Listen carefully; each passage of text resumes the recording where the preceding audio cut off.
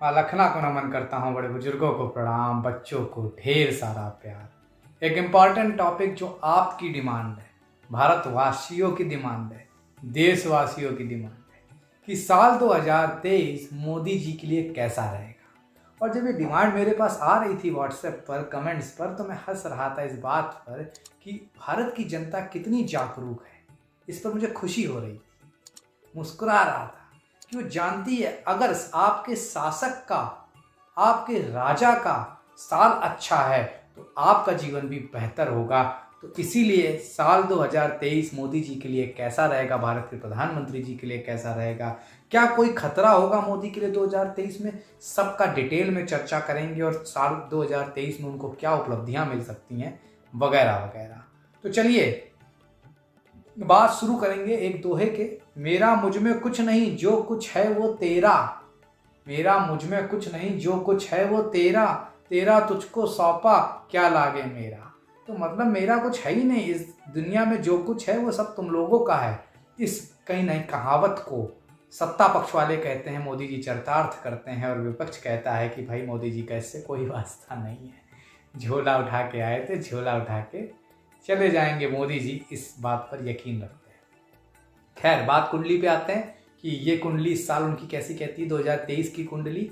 लेकिन आपसे एक निवेदन, सब्सक्राइब नहीं किया है चैनल तो सब्सक्राइब कर लीजिए, क्योंकि आपकी जन्म तिथि के अनुसार, मूलांक के अनुसार साल 2023 आपके लिए कैसा रहेगा वो वीडियोस 1 से लेकर 9 तक सारी जन्म तिथियों के आने वाले हैं। कोई भी जन्म तिथि हो आपकी तो इसलिए सब्सक्राइब कर लीजिए, बेल आइकन दबा दीजिए, और अपॉइंटमेंट चाहिए तो नीचे नंबर पर अपॉइंटमेंट के लिए व्हाट्सएप मैसेज कर सकते हैं। तो जैसा कि स्क्रीन में हम कुंडली भी दिखाएंगे, तो सबसे पहले बात कर लेते हैं साल की।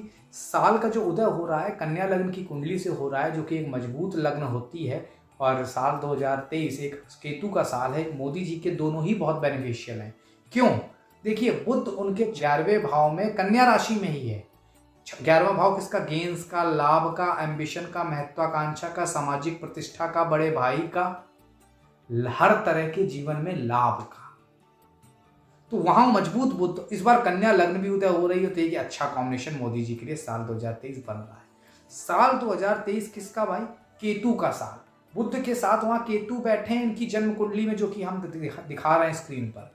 निश्चय, और ये व्यक्ति भी बड़े स्पिरिचुअलिस्टिक, केतु माँ दुर्गा को भी दिखाते हैं, गणेश जी को भी दिखाते हैं। तो नित्य सेवा करते हैं माँ दुर्गा की, शिव जी के बड़े आराधक, शक्ति के बड़े उपासक। निश्चित तौर पर केतु का साल काफी हद तक कुछ मायनों में इनके लिए बेहतर रहने वाला है इस वजह से। तो ये एक बात रही। अब कुंडली पर अगर डिटेल में जाएं तो भाई, अगर इनकी कुंडली पर चर्चा करी जाए तो इस साल अगर बात करें तो 2023 दिखता है मोदी जी के लिए बड़ा बेहतरीन दिख रहा है। भाई वृश्चिक लग्न की कुंडली है और वृश्चिक राशि है, और अगर कन्या लग्न के हिसाब से देखा जाए जो इसमें साल का उदय हो रहा है, तो ये राशि इनकी तीसरे भाव में जा रही, पराक्रम भाव में। तो पराक्रम में वृद्धि होगी। तीसरा भाव में ये भी दिखाता है छोटी मोटी यात्राओं से लाभ होगा। बड़े बड़े डिप्लोमेट रहेंगे इस साल। डिप्लोमेट रहने के साथ साथ बड़ी बड़ी चीज़ों, खास तौर से अगर यहाँ मैं जिक्र सीधे सीधे करूँ तो चाइना को झुकाने में कामयाब रहेंगे साल 2023 में। और एक्सटर्नल अफेयर की बात करें तो बहुत बेहतर साल रहने वाला है। अभी मंगल के साथ राहु की दशा चल रही है, तो ऊहापोह की स्थिति रहेगी थोड़ी बहुत। हालांकि अब इनकी कुंडली के हिसाब से देखें तो ये साल वृश्चिक लग्न में अगर आप देखें तो भाई पंचम भाव में बृहस्पति हैं, 22 अप्रैल के बाद बदल जाएंगे, जो कि बड़े लाभ दे रहे हैं। छठे भाव में राहु और 12वें में केतु, परम लाभकारी। उसी के साथ साथ तीसरे पराक्रम के भाव में जब साल उदय हो रहा है शनि है, जो कि चौथे भाव में चले जाएंगे। अब इन सबको समझा जाए तो शत्रु पक्ष खत्म कर रहे हैं, गेंस लाभ दिलाएंगे कंट्री को। खास तौर से 2023 के मिड में कुछ ऐसे, अप्रैल के बाद ऐसे फैसले लेंगे जो चौंकाने वाले होंगे, जिसके लिए भारतवर्ष उनका ऋणी रहेगा सदियों तक, जो कि भारतवर्ष के लिए, भारत के आर्थिक पक्ष के लिए, भारत की तरक्की के लिए बहुत लाभकारी साबित होगा। अब बात करें दशाओं की, तो मंगल में राहु चल रहा है भाई 17 मई तक। उसी समय बृहस्पति आएगा, उसी समय बृहस्पति ने अपनी राशि मेष राशि में गए होंगे। तो निश्चित तौर पर छठे का बृहस्पति थोड़े बहुत हेल्थ की इश्यूज देगा उस समय। जैसे कि पेट से रिलेटेड, गैस्ट्रिक, ये सब थोड़ा रह सकता है। लेकिन छठे का बृहस्पति राहु के साथ मिलकर शत्रुओं का विनाश करेगा। और यहाँ से पंचम दृष्टि जब 10वें भाव पे बृहस्पति की होगी, निश्चित तौर पर विजय होगी, मान सम्मान बढ़ेगा। छठे भाव से 7वीं दृष्टि जब 12वें भाव पे होगी तो विदेश नीति और प्रगाढ़ होगी, बेहतर होगी। अप्रैल के बाद जब बजट पेश हो चुका होगा और उसी समय बृहस्पति आएंगे तो छठे भाव से 9वीं दृष्टि दूसरे भाव पे आर्थिक धन का भाव होता है, अर्थ का भाव होता है, कुटुंब का भाव होता है। मतलब भारत के लिए वैभवशाली साल, आर्थिक पक्ष भारत का मजबूत। और जो ये मंदी की चर्चा जोरों शोरों से है, मैं यकीन दिलाना चाहता हूँ, if and but, up and down drastically होंगे। केतु का साल है, शेयर मार्केट एकदम से भागेगा, एकदम से गिरेगा, लेकिन ओवरऑल पॉजिटिव साल रहेगा क्योंकि आपके शासक की कुंडली मजबूत इस साल दिखती है। और 2023 से 17 मई के बाद अप्रैल 2024 मतलब पूरा 2023 मंगल के साथ बृहस्पति की दशा होगी। तो जमीन के सौदे, रक्षा सौदे, आर्थिक पक्ष, अर्थ, सम्मान, विदेशों में सम्मान मोदी जी का बढ़ता हुआ नजर आ रहा है। मोदी जी बेहतर करते हुए नजर आ रहे हैं। अगर बात करें खतरे की, तो खतरा थोड़ा पेट के इर्द गिर्द, पेट से रिलेटेड बीमारियों का दिखता है। उस पर इनको फोकस रखना होगा, ध्यान रखना होगा। हम और आप कुछ नहीं है, क्योंकि ये इतना ज़्यादा खान पान पे बहुत ध्यान रखने वाले व्यक्ति हैं हमारे प्रधानमंत्री जी। ये हम और आप क्या सलाह दे सकते हैं। लेकिन ग्रह गोचरवश स्थितियाँ थोड़ी सी कमज़ोर है, इसलिए स्थिति मैं बार बार यहाँ पे मेंशन कर रहा हूँ।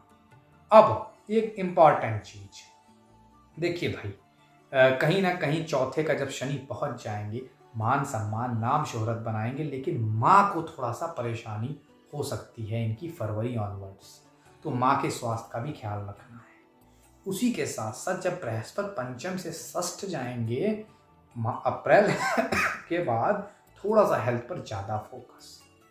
अब बात करें राहु केतु की, छठे 12वें में राहु केतु की स्थिति अच्छी है, लेकिन विपक्ष किसी जबरदस्ती के अनर्गल प्रलाप में फंसा सकता है, वहां पर भी ध्यान देने वाली बात रहेगी।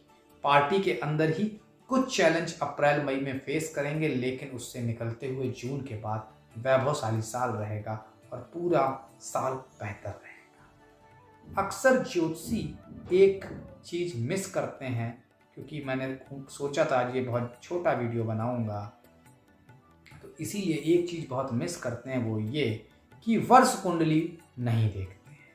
तो अगर वर्ष कुंडली मोदी जी की देखी जाए, क्योंकि सितंबर में ही जन्म निकला है, उनका जन्म दिवस निकला है, तो मुंथा 7वें भाव में है, तो थोड़ा विपक्ष और कुछ लोग परेशान कर सकते हैं। लेकिन जो वर्षेश्वर है वो बड़ा अच्छा है भाई, तो इसलिए मेंटल पीस बना रहेगा, हार्मनी बनी रहेगी। उसी के साथ साथ डोमेस्टिक लाइफ में बेहतर करते हुए दिख रहे हैं, मान सम्मान बढ़ता दिख रहा है। सेकंड हाफ की बात करें अगर वर्ष कुंडली के ही हिसाब से, क्योंकि 2023 में फिर उनका जब बर्थडे होगा, तो खास तौर से मुंथा थोड़ा सा कमजोर छठे भाव में होगी, तो उस समय थोड़ा हेल्थ का ज़्यादा ध्यान देना होगा सेकंड हाफ में इनको, और रिलेटिव को हेल्थ, अपनी हेल्थ, अपोनेंट्स को ज़्यादा फोकस रखना होगा उस साल।